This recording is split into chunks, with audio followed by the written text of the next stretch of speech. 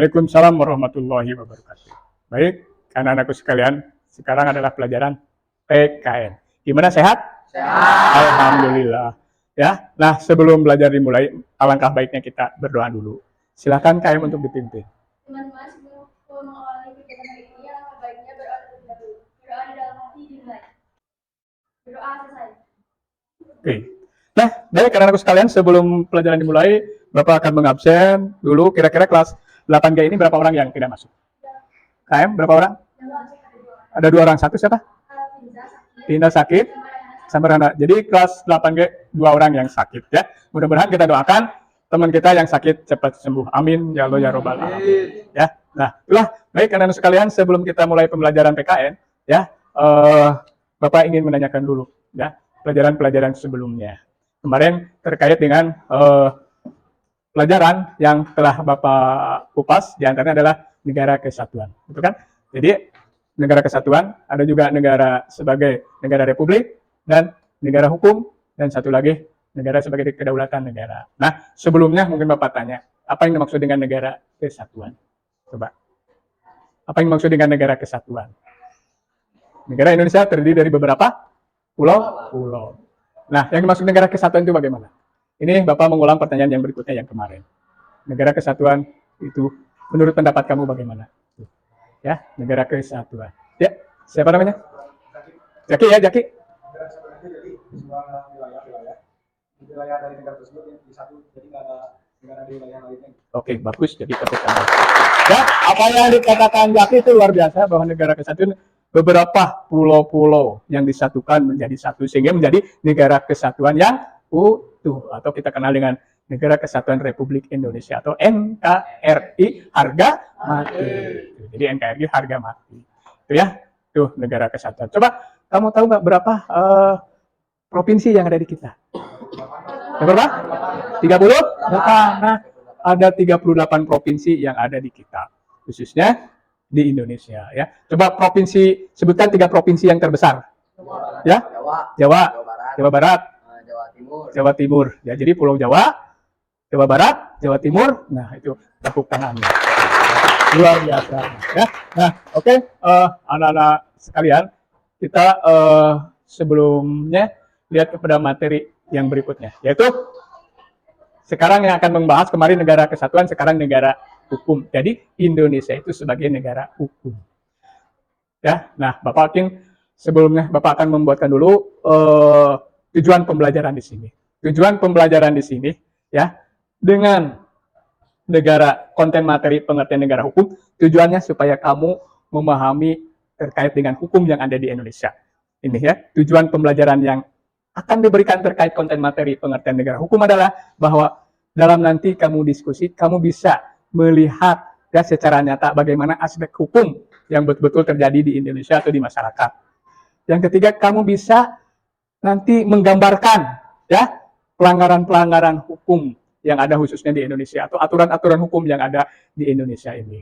Ya, terus kamu bisa membandingkan proses hukum ya, hukum yang satu, hukum yang dua, yang ketiga. Jadi jelas dengan materi hukum ini kamu akan lebih paham terkait dengan hukum atau peraturan-peraturan yang berlaku di Indonesia. Paham?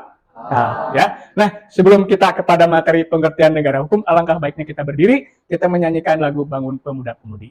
Oke, kita berdiri. Mulai biar kita merasa ada satu kesatuan yang utuh dalam tubuh kita, yang merasa semangat diri kita. Mari kita menyanyikan lagu Bangun Pemuda-Pemudi. Oke, 1, 2, 3. Bangun pemuda-pemudi Indonesia, tangan bajumu sing-singkan untuk negara, masa yang akan datang, kewajibanmu lah menjadi tanggunganmu terhadap nusa, menjadi tanggunganmu terhadap nusa. Oke, tepuk tangan, duduk sini. Ya.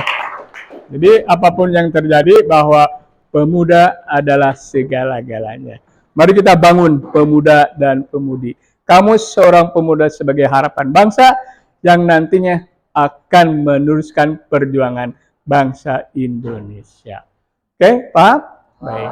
Oke. Nah, sebelumnya juga Bapak ingin bertanya nih, ya. Ada pertanyaan pemantik, ya. Pertanyaan pemantik, coba. Pernahkah kamu sebelum ke sekolah melihat orang yang melanggar hukum? Coba, kamu.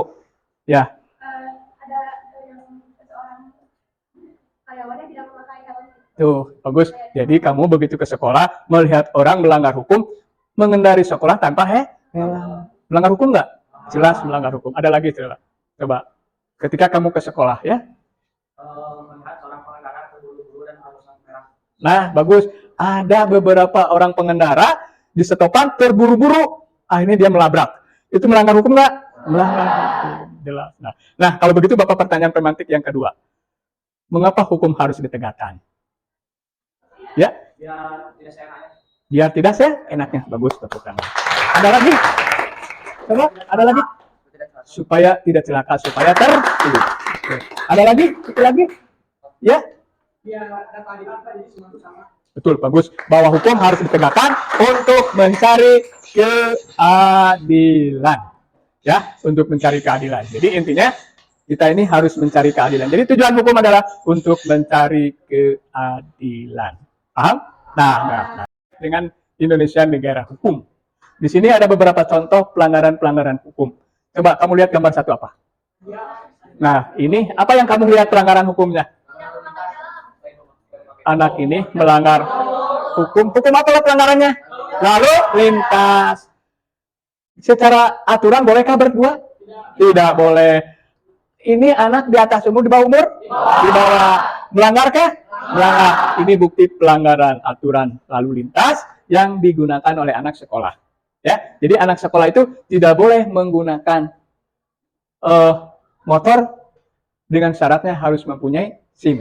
Jadi yang melanggar tidak punya SIM, artinya nanti akan dikenakan sanksi. Yang kedua, coba gambar apa?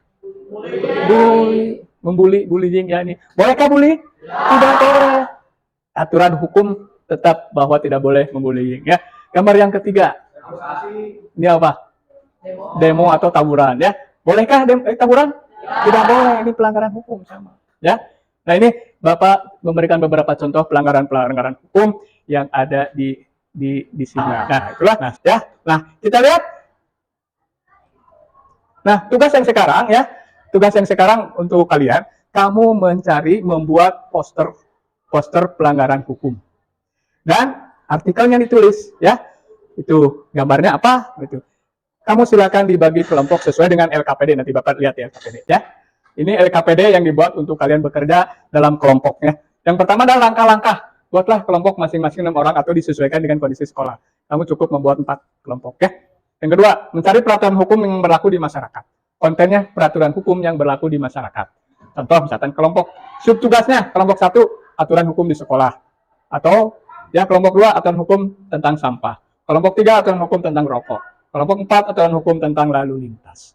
Ya. Nah, jadi contoh dalam pembuatan nanti poster dan artikel ini nanti kalian presentasikan ke depan. Ya, mempresentasikan dengan hasilnya. Silahkan dengan hasilnya pakai tulisan yang bagus dan sebagainya. Ya. Nah, di sini. Paham, ada yang ditanyakan? Sampai ini ya, tidak. Nah, ini seperti contoh, ini Bapak kasih contoh ini.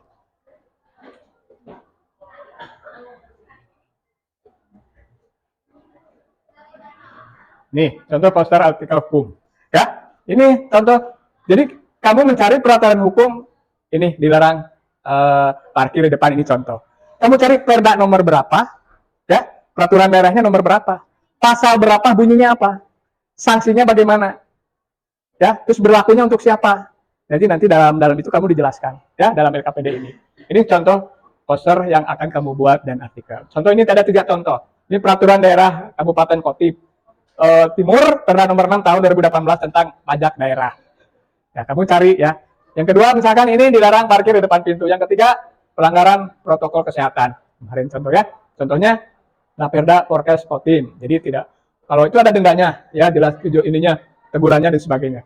Jadi hukum itu mempunyai sifat memaksa. Itu ya, itu. Paham? Ada yang ditanyakan? Nah, silakan sekarang kamu bergabung dengan kelompoknya, ya. Bapak akan kasih ininya dalam LKPD ini, kamu silakan untuk mencari nih buat kelompok masing-masing. Nih, silakan ketua kelompoknya untuk ke depan mengambil nih. Ya. Silakan ketua kelompoknya ke depan untuk ini kelompok berapa kamu tadi? Terkait dengan apa? Sampah. Sampah. Nih. Kamu kelompok terkait dengan peraturan sekolah. Kamu kelompok ke apa isinya? Lalu lintas. Kamu kelompok 1 tentang oh ya, silakan bergabung dengan kelompoknya, bangkunya dirubah ya. Silakan untuk bekerja. Dilarang merokok. Silakan kamu cari gambarnya, kamu tulis kontennya ya. Kontennya. Boleh kalau itu diwarnai, ada yang bawa warnanya enggak? Oh, pinjam ya. Boleh ya. Silakan bekerja ya. Buang sampah, silakan kamu gambar ya. Misalkan dilarang membuang sampah, dendanya bagaimana dan sebagainya ya. Nanti presentasikan ke depan. Ini kelompok berapa? Kelompok 3 terkait tentang apa? Lalu lintas. Silakan kamu cari yang sesuai dengan kelompok kamu. Pelanggaran apa dalam lalu lintas digambarkan dulu, tulis konten-kontennya, sanksi-sanksinya dan sebagainya ya. Kelompok 4 silakan cari ya apa yang kamu telah tentukan, yaitu dengan aturan sekolah. Kasih gambar misalkan aturan sekolahnya apa misalkan ya. Terus apa peraturan-peraturan yang menurut kamu di sekolah ya, contohnya itu. Oke, ya silakan untuk bekerja ya. Oke. Ya, kenapa? Ya, iya, dampaknya, sanksinya, tujuannya, manfaatnya. Tuh, ya. Tuh. Itu.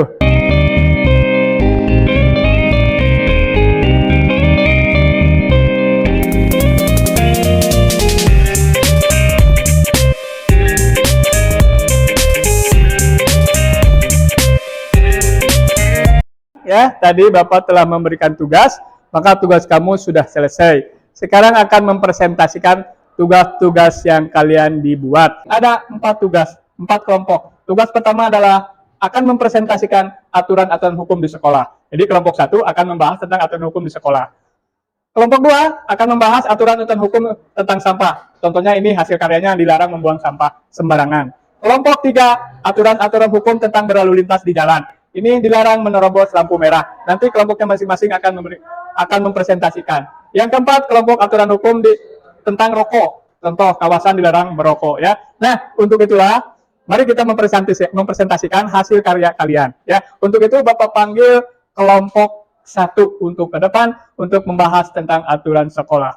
Oke? Tepuk tangan buat kelompok 1. Silakan untuk tampil ke depan. Assalamualaikum warahmatullahi wabarakatuh. Waalaikumsalam warahmatullahi wabarakatuh. Kita di kelompok 1 akan mempresentasikan aturan hukum di sekolah. Pertama ada peraturan dari sekolah, datang sekolah tepat waktu, menjaga sopan santun guru, memakai atribut lengkap, menjaga ketertiban sekolah, lalu menjaga sikap disiplin. Dampak jika ada yang melanggar peraturan, siswa akan mendapatkan sanksi yaitu peraturan, mengambil orang tua siswa guru BK, sanksi dari sekolah, siswa dikeluarkan dari sekolah.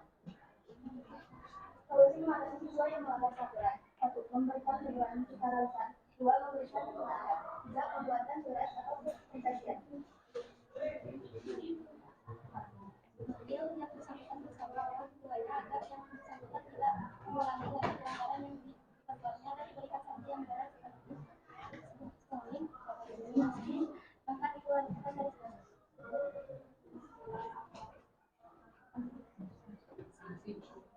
Oke, cukup dulu. Jadi dibacanya seorang aja oleh kamu. Peraturannya ada di sekolah. 1. Datang ke sekolah tepat waktu. 2. Menjaga sopan santun kepada guru. 3. Memakai atribut lengkap. 4. Menjaga ketertiban di sekolah. 5. Selalu menjaga sikap bersalah. Dampak jika ada yang melanggar peraturan: 1. Siswa akan mendapat sanksi yaitu pelajaran. 2. Pemanggilan orang tua siswa oleh guru BK. 3. Sanksi dan sekolah. 4. Siswa dikeluarkan dari sekolah. Solusi menghadapi siswa yang melanggar peraturan: 1. Memberikan teguran secara lisan.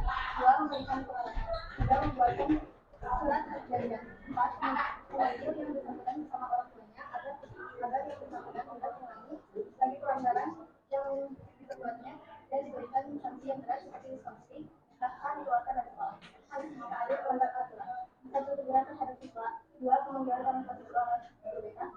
Tiga, suatu dari sekolah. Empat, siswa akan dikeluarkan dari sekolah. Manfaat mematuhi peraturan di sekolah. Satu, hidup menjadi teratur dan disiplin. Dua, hidup menjadi nyaman. Tiga, suasana belajar menjadi nyaman. Empat, mempunyai banyak. Oke, kelompok 1 sudah dibacakan, hasil presentasinya tepuk tangan. Nah, sekarang silakan Bapak memberikan pertanyaan dari tiap kelompok. Silakan ada apa yang ditanyakan atau tambahan dan lain sebagainya. Silakan kelompok 1. Silakan berdiri, sebutkan namanya. Oke, ya terkait dengan aturan hukum di sekolah. Ya, silakan berdiri. Nah, di sini tadi udah jelas dikatakan bahwa peraturan yang ada di sekolah, salah satunya dilarang ya ke sekolah itu untuk menjaga kesopanan santun, memakai atribut. Jadi, aturan sekolah itu wajib semua memakai pakaian yang berlaku. Apa yang berlaku? Atribut dan lain sebagainya. Itu wajib dipakai. Nah, bagaimana sanksinya kalau tidak memakai? Dikenakan sanksi. Sanksinya dipanggil orang tua, ya. Terus dibawa ke BK, ya.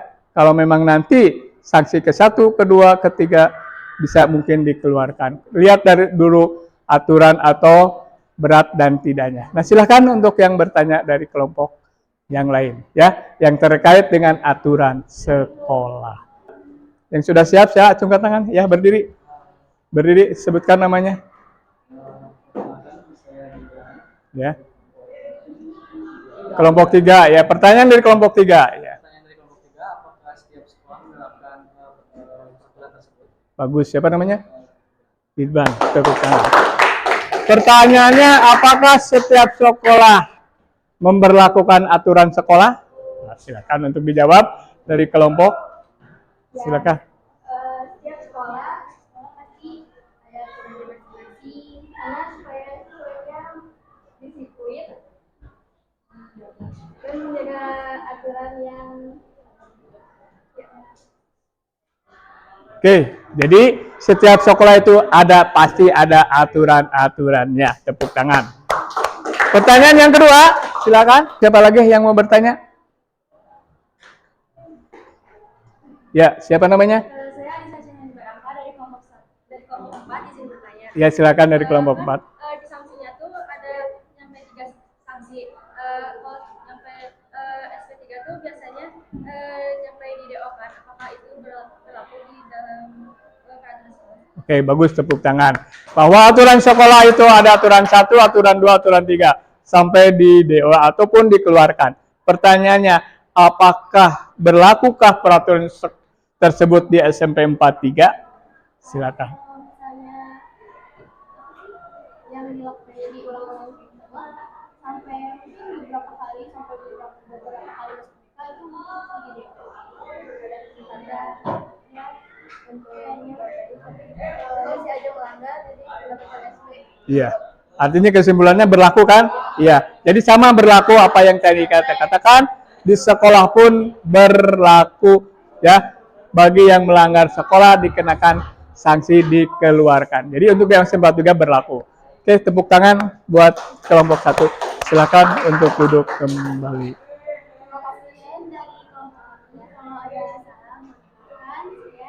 Assalamualaikum warahmatullahi wabarakatuh. Waalaikumsalam.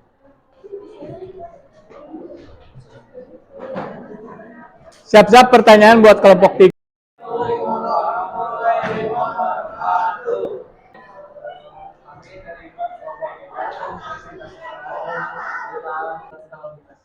Sebenarnya pertama dahulu nama saya Imran. Nama saya Rifki. Mas Rifki. Saya jelaskan jelas. Di dalam ini atau sudah dilarang kalau mau sampai merah. Dan penjelasan ini juga itu tentang manfaat. Dampak itu dapat mengurangi resiko.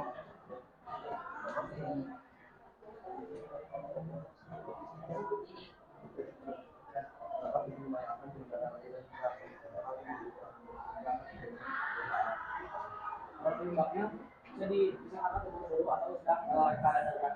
Manfaatnya dapat mengurangi risiko kecelakaan yang melanggar sanksinya ada denda paling banyak 500.000 atau pidana kurungan paling lama 2 bulan. Buat masalah kalau masalah pelaku sedang berpikir ada mengemudikan kendaraan motor di jalan yang melanggar yang melintas atau larangan digunakan dengan pelaku secara berlebihan. Oke, itulah kelompok ketiga tadi presentasi tentang lalu lintas. Silakan dibuka pertanyaan. Ada yang ditanyakan tentang hukum lalu lintas. Ingat kamu di jalan, kamu mungkin pernah melihat dan lain sebagainya. Nah, silakan untuk ditanyakan terkait dengan lalu lintas. Izin bertanya, saya mau baca juga dari kelompok 2. Ya. Saya ingin bertanya, kalau misalnya kita mengulangi menerobos itu atau melanggar peraturan lalu lintas itu gimana dan apa yang upaya pemerintah yang dilakukan? Nah, seperti Oke, bagus, tepuk tangan. Bagaimana upaya pemerintah supaya pengguna jalan tidak menerobos lalu lintas? Silakan untuk dijawab. Pertanyaan itu adalah bagaimana cara pemerintah menyaksikan seorang pengendara yang melanggar itu dengan cara bisa dengan cara bilang poin juga dengan elektronik. Kalau bilang poin itu kan ada polisi yang menggunakan pos. Kalau bilang elektronik itu biasanya dari kamera CCTV yang langsung merekam dan mengirim data-datanya. Nanti bisa juga pemerintah bagian kepolisian langsung melaporkan terhadap pelaku bahwa ini pelanggaran di bagian mana dan itu bisa langsung dituntut melalui KPS terdekat. Oke, tepuk tangan. Nah, jadi jelas tadi jawabannya. Siapa yang melanggar rambu lalu lintas itu sudah terekam, ya terekam. Nah, maka kamu hati-hati kalau berjalan memakai kendaraan itu menerobos lalu lintas. Kelihatan tidak ada kepolisian, tapi ternyata tiba-tiba ada surat tilang ke rumah. Ya, itu bentuk pelanggarannya. Dikenakan sanksi berupa harus membayar denda. Kurungan berapa tadi? 2 bulan, kurungan 2 bulan. Kalau kita ya tidak membayar denda akan kena kurungan. Nah, ya, paham? Nah, itu. Oke, dibuka lagi satu pertanyaan. Satu pertanyaan terkait dengan lalu lintas. Ya, silakan. Ya, kamu silakan. Pertanyaan? Ya, sebutkan namanya. Ya, silakan. Ya. Oke, baik. Banyak pengguna kendaraan SMA, SMP. Bagaimana caranya supaya tidak terjadi pelanggaran lagi, khususnya di anak SMA? Silakan untuk dijawab.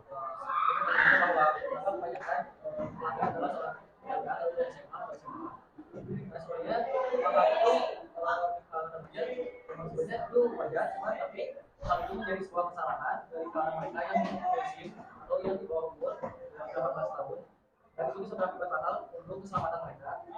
Untuk upaya tersebut adalah karena kita kan tidak tahu di jalan raya ada siapa saja, bisa saja seorang SMA memakai pakaian lain yang padahal itu adalah seorang kerja. Hal tersebut bisa dilihat bahwa kan saya sudah mengatakan sebelumnya ada tilang elektronik. Bahwa tilang elektronik adalah dengan cara menyimpan rekaman atau suatu gambar yang berada di beberapa proyek-proyek lalu lintas yang mengambil gambar tersebut melihatkan wajah atau plat nomor dari motor tersebut. Nah, jika kita lihat kembali bahwa setiap plat nomor mempunyai pemiliknya masing-masing dan setiap pemilik tersebut dapat dikenakan sanksi dan melihat data-data tersebut jika dia seorang pelajar dapat melaporkannya ke pihak sekolah. Oke, tepuk tangan. Nah, itu jelas ya bahwa kalau memang nanti ada pelajar itu melanggar, itu harus langsung kamu melihat, harus dilaporkan kepada sekolah. Walaupun secara fisik sudah gede, tapi masih pelajar. Dia menggunakan motor, tetap itu menyalahi aturan. Apa syarat untuk memakai kendaraan? Harus mempunyai SIM, surat izin mengemudi. Kalau tidak berarti melanggar hukum lalu lintas. Oke, baik. Tepuk tangan buat kelompok. Silakan duduk. Oleh kelompok 1, kelompok 2, kelompok 3, dan kelompok 4. Kelompok 1 kesimpulannya bahwa aturan hukum di sekolah itu harus ditegakkan. Apa tujuan hukum? Tujuan hukum adalah untuk menertibkan siswa. Betul ya? Tujuan dilarang merokok, tujuan ya tidak menembus lampu merah, tujuan daripada tidak merokok tiada lain supaya hidup masyarakat itu tertib. Jadi dengan adanya hukum, masyarakat, anak sekolah menjadi tertib. Itulah fungsi hukum. Sifat hukum di sini adalah memaksa. Kenapa memaksa? Karena kita dipaksa oleh aturan, harus taat patuh pada hukum yang berlaku. Nah, di sini ya. Jadi sekali lagi, kamu sekarang sudah paham terkait dengan larangan-larangan, baik membuang sampah. Jadi sekarang Tujuan pembelajaran ini adalah supaya kamu jadi orang yang berguna dan semua menjadi taat hukum, taat aturan, taat peraturan, baik di sekolah, di masyarakat, maupun berbangsa dan negara. Kalau semuanya taat patuh pada hukum, insya Allah negara Indonesia akan negara aman, ya, negara aman, tertib, lancar, dan lain sebagainya. Tidak ada permasalahan apapun, ya. Nah itulah ya. Nah, untuk mengakhiri kegiatan ini, silakan keluarkan kertas lembar. Bapak ingin mencoba ada beberapa pertanyaan-pertanyaan terkait dengan hukum, ya. Silakan keluarkan selembar, ya. Bapak akan membuat satu pertanyaan-pertanyaan terkait dengan hukum. Ada 5 pertanyaan di sini, ya. Pertanyaan 1. Negara Indonesia adalah negara kesatuan. Maka Indonesia mempunyai berbagai macam pulau dari Sabang sampai Merauke. Pertanyaannya, bagaimana Anda cara memelihara negara supaya tidak bercerai-berai? Ya. Pertanyaan yang kedua, arti hukum. Apa arti hukum? Apa arti hukum?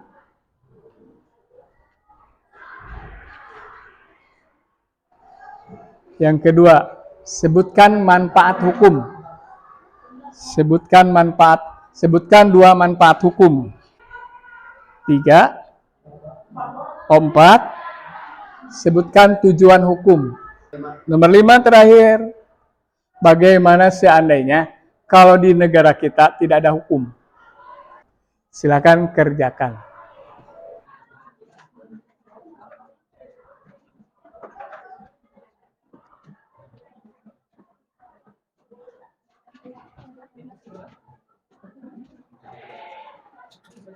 Silakan tugasnya untuk dikumpulkan.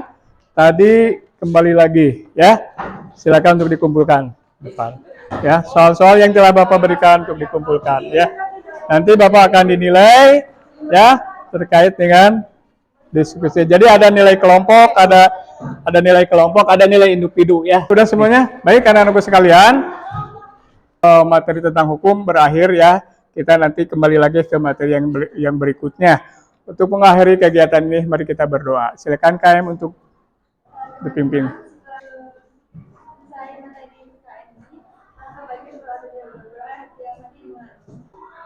Berdoa selesai. Sikap bersalah.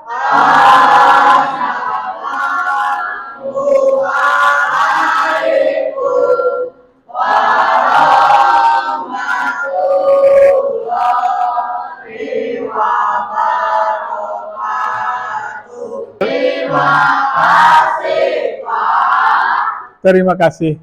Kita kembali ke pelajaran berikutnya. Dah.